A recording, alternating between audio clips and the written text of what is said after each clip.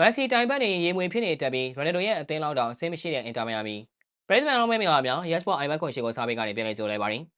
2025မေဂျာလိဖလားပြိုင်တဲ့ပွဲစဉ်အောင်အင်တာမီယာမီနဲ့ CS ဆောင်တာတို့ရဲ့အကြောင်းအင်အားပြိုင်ဆိုင်မှုတစ်ခုဖြစ်ခဲ့ပါတယ်အင်တာမီယာမီအားလေးလည်းမက်ဆီရဲ့ဦးဆောင်မှုနဲ့ယာတီတစ်လျှောက်ထူးချွန်တဲ့စွမ်းဆောင်ရည်ကိုပြသခဲ့ပြီးလီဗလာကိုရယူဖို့မျှော်လင့်ချက်အကြီးကြီးနဲ့ဖိုင်နယ်ကိုရောက်ရှိလာခဲ့ပါတယ်ဒါပေမဲ့ CS တဲကပွဲစဉ်တစ်လျှောက်အသာကြီးရအောင်ထားနိုင်ခဲ့ပြီး3ဂိုးပြတ်နဲ့အနိုင်ရရှိခဲ့ပါတယ်ဒီဘက်မှာအင်တာမီယာမီကဂိုးပေါက်တဲ့ကန်ချက်တစ်ချိန်တော့မလုံနိုင်ခဲ့ပဲမက်ဆီရဲ့ဘင်းချက်အခွင့်အရေးတွေကိုလည်းအသုံးမချနိုင်ခဲ့ပါဘူး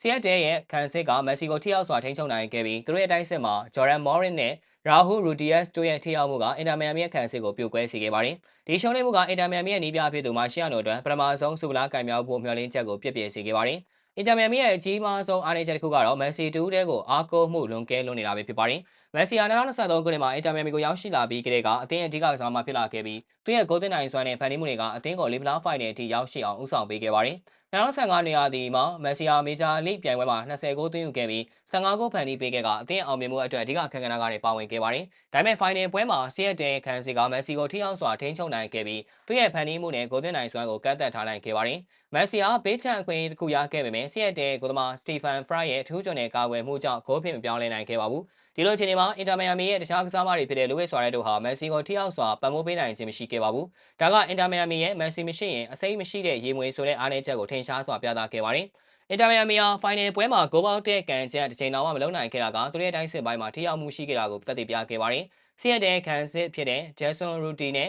ရီမာရိုရဲ့ခိုင်မာမှုကအင်တာမီယာမီရဲ့တိုင်းစစ်ကိုအပြည့်အဝပိတ်ဆို့နိုင်ခဲ့ပါတယ်။မက်ဆီရဲ့ပိုင်ခွင့်တွေကိုဖရိုက်ကကာကွယ်နိုင်ခဲ့ပြီးစွန်ရက်နဲ့ဂိုးဘက်တို့ရဲ့ကြိုးစားမှုတွေဟာဂိုးအဖြစ်မပြောင်းလဲနိုင်ခဲ့ပါဘူး။အင်တာမီယာမီရဲ့ကန်စစ်ပိုင်းဟာဆီယက်တဲ့တိုင်းစစ်ကိုထိန်းချုပ်နိုင်ခြင်းမရှိခဲ့ပါဘူး။ဆီယက်တဲ့ဂျော်ဒန်မော်ရစ်ဟာပရာပိုင်းမှာဂိုးသွင်းယူခဲ့ပြီးရူဒီယက်စ်ကဒုတိယပိုင်းမှာ2ဂိုးထပ်မံသွင်းယူနိုင်ခဲ့ပါတယ်။အင်တာမီယာမီရဲ့ကန်စစ်သမားတွေဟာဆီယက်တဲ့အမြန်နှုန်းနဲ့ဖန်တီးမှုကိုမထိန်းချုပ်နိုင်ခဲ့ပါဘူး။အထူးသဖြင့်ဆီယက်တဲ့တောင်မတိုင်းစစ်တွေဟာအင်တာမီယာမီရဲ့နောက်ခံလူတွေကိုအခက်တွေ့စေခဲ့ပြီးသူတို့ရဲ့ကန်စစ်ဖွဲ့စည်းမှုတွေကိုပြိုကွဲသွားစေခဲ့ပါတယ်။ဂိုသမားဒရိတ်ကလန်တာကလည်းဆီယက်တဲ့ကန်ချက်တွေကိုကာကွယ်ဖို့ရုန်းကန်ခဲ့ရပြီးပွဲတစ်လျှောက်ဂိုး3ဂိုးခွင့်ပြုခဲ့ရပါတယ်။ဆီယက်တဲ့နီးပြဖြစ်သူဘရိုင်ယန်ရှမေဆာဟာမက်ဆီကိုထိန်းချုပ်ဖို့ထိရောက်တဲ့နီးပြတစ်ခုကိုရေးဆွဲခဲ့ပါတယ်။သူတို့ဟာ4-3နှစ်ကစားကွက်ကိုအသုံးပြုပြီးမက်ဆီကိုလေတန်းမှာပိတ်ဆို့ဖို့ဂျိုအာလိုပေါ်လိုနဲ့ရှက်ကိုတို့ကိုတာဝန်ပေးခဲ့ပါတယ်။ဒါအပြင်ခန်းစစ်မှာရူဒီနဲ့ရီမာရိုရဲ့ခိုင်မာမှုကမက်ဆီကိုဂိုးရီယာထဲမှာအနေဖြစ်စေနိုင်တဲ့ခွင့်ရတွေမဖန်တီးနိုင်အောင်ကန့်သတ်ထားနိုင်ခဲ့ပါတယ်။မက်ဆီဟာပွဲတစ်လျှောက်မှာဘောလုံးထိတွေ့မှုအချိန်90သာရှိခဲ့ပြီးသူ့ရဲ့ဖန်တီးမှုတွေကိုဆီယက်တဲ့ခန်းစစ်ကထိရောက်စွာပိတ်ဆို့နိုင်ခဲ့ပါတယ်။ဒီလိုထိန်းချုပ်မှုကအင်တာမီယာရဲ့တိုင်းစစ်ကိုအားနည်းစေခဲ့ပြီးဆီယက်တဲကိုအသာကြီးရယူဖို့ခွင့်ရပေးခဲ့ပါတယ်။ဆီယက်တဲအောင်မြင်မှုရဲ့နောက်ကွယ်မှာအသင်းတစ်ခုလုံးရဲ့စီးလုံးညီညွတ်မှုနဲ့စိတ်ဓာတ်ကောင်းမှုကအဓိကအခမ်းအနားကနေပါဝင်ခဲ့ပါတယ်။သူတို့ဟာ2025ရာသီတစ်လျှောက်လုံးတည်ငြိမ်တဲ့စွမ်းဆောင်ရည်ကိုပြသခဲ့ပြီး